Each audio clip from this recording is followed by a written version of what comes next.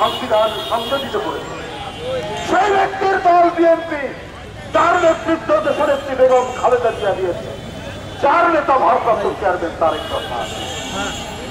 আপনারা নানা জায়গায় নানাভাবে অপপ্রচার দিয়ে আপনি সত্য লুকানোর চেষ্টা করবেন।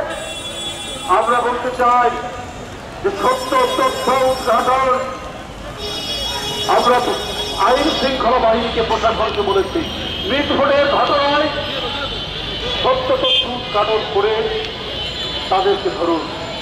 বন্ধুরা, একটা প্রশ্ন, একটা বড় ধরনের প্রশ্ন, যে বুধবারের দিন ঘটনা ভাইরাল হলো কি করে শুক্রবারে?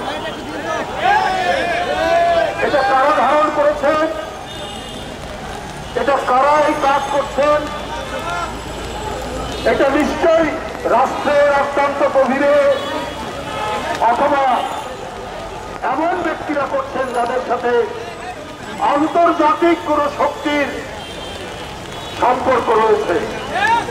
5ই আগস্টের পর একটি ইসলামী দলের নেতা বলেছেন, আমরা আওয়ামী লীগকে ক্ষমা করে দিব, আমরা পার্শ্ববর্তী দেশ ভারতের সাথে সম্পর্ক উন্নয়ন করব। আমরা কি সেইটার কি আলামত দেখছি? আমরা জানি ওদের কাছে অনেক টাকা আছে,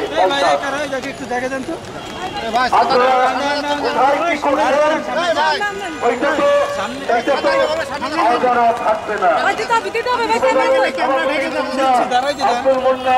মোনায়েম করেছে যাদেরকে ওখানে উন্মুক্ত ভাবে সেখানে যে হৃদয় বিতরণ ঘটনা, যে নির্মম ভাবে সাগরকে হত্যা করা হলো, দ্বিতীয়ত যাদের ছবি দেখা গেছে তাদের অনেকের নাম আপনার মামলায় এজাহারের মধ্যে নেই, তাদের নামে আসামি করা হয়।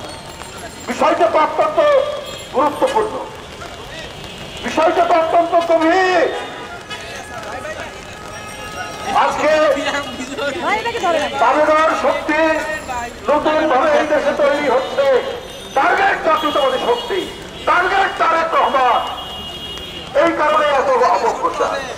আমরা যদি দেখতাম এই ঘটনায় বিএনপি নির্বিকার, বিএনপির ভারপ্রাপ্ত চেয়ারম্যান তিনি চুপচাপ, কিন্তু ঘটনার সময় থেকে তার নিন্দা, তার প্রতিবাদ এবং আসামিদেরকে ধরার জন্য তার যে আকুলতা, তার যে নির্দেশ, আমরা প্রতি মুহূর্তে প্রতি সময়ে আমরা সেটা দেখছি। এইটা তার টার্গেট হওয়ার কারণ কি জানেন? তার টার্গেট হওয়ার কারণ যে 10,000 মাইল দূর থেকে তিনি আজকে 5-6 বছর তিনি যেদিন থেকে ভারপ্রাপ্ত চেয়ারম্যান এই দেশের সাধারণ মানুষকে সংগঠিত করেছেন।